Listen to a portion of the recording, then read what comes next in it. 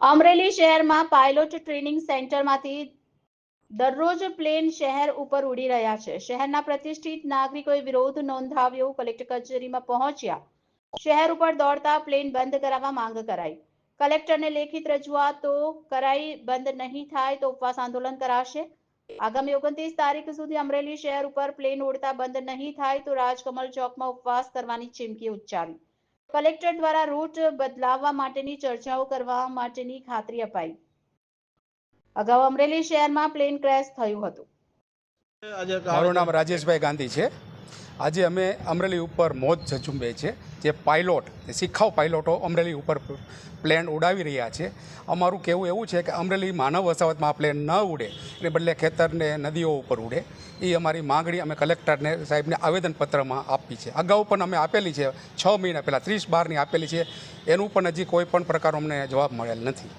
આગામી સમયમાં શું રણનીતિ? આગામી સમયમાં 29 તારીખે પ્રતિક ઉપવાસ 1 દિવસના કરશું અમે, જો આ નહીં અમારે કોઈ આમાં નિકાલ આવે તો.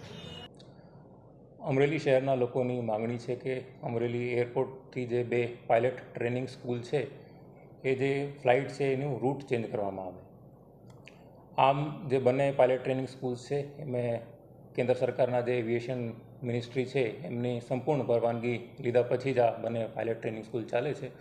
પરંતુ લોકોની જે માગણી છે એ પ્રમાણે એનું જે રૂટ છે એ એવિએશન વિભાગ સાથે ચર્ચા કરીને અમે કોર્ડિનેશન કરીશું કે એનો રૂટ અગર ચેન્જ શક્ય હોય તો વી વિલ ટ્રાય. હું વોર્ડ નંબર 2ના સદસ્ય Chital road Amreli airport Chital road ઉપર આવેલું છે. તેમાં એક ટ્રેનિંગ સેન્ટર ચાલે છે. આમ તો 2 કંપનીઓ ટ્રેનિંગ સેન્ટર ચલાવે છે.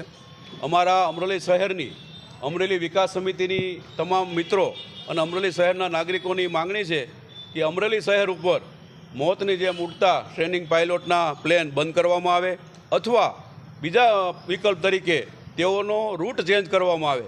સીમ વિસ્તારમાં, વાડી વિસ્તારમાં ઉડાડવામાં આવે એટલે અમરેલી શહેરના લોકો શાંતિથી સૂઈ શકે. અને અમે આ બાબતમાં કલેક્ટરશ્રી અમરેલીને આવેદનપત્ર આપ્યું છે, એમને રૂબરૂ રજૂઆત કરી છે. જો આ બાબતમાં કોઈ નિર્ણય લેવામાં નહીં આવે તો અમરેલી શહેરના લોકો આંદોલનના માર્ગે જશે, ઉપવાસ કરશે. આવતા 29 તારીખે રાજકમલ ચોકમાં ઉપવાસની પણ જાહેરાત કરવામાં આવી છે. આ બાબતમાં તંત્ર વહેલી તકે નિર્ણય લે એવી અમારી માંગણી છે. સાથોસાથ ચૂંટાયેલા પ્રતિનિધિઓ પણ આમાં રસ લઈ અને અમરેલી શહેરનો પ્રશ્ન હોય આમાં આગળ આવે એવી અમારી વિનંતી છે. હું Sureshbhai Shekhwa Chittal road ward number 2ના પ્રતિનિધિ તરીકે રજૂઆત કરવા આવ્યો છું અને અમરેલી શહેરની સમગ્રની આ રજૂઆત છે. રિપોર્ટર ભાવેશ વાઘેલા, અસ્મિતા ન્યૂઝ, અમરેલી.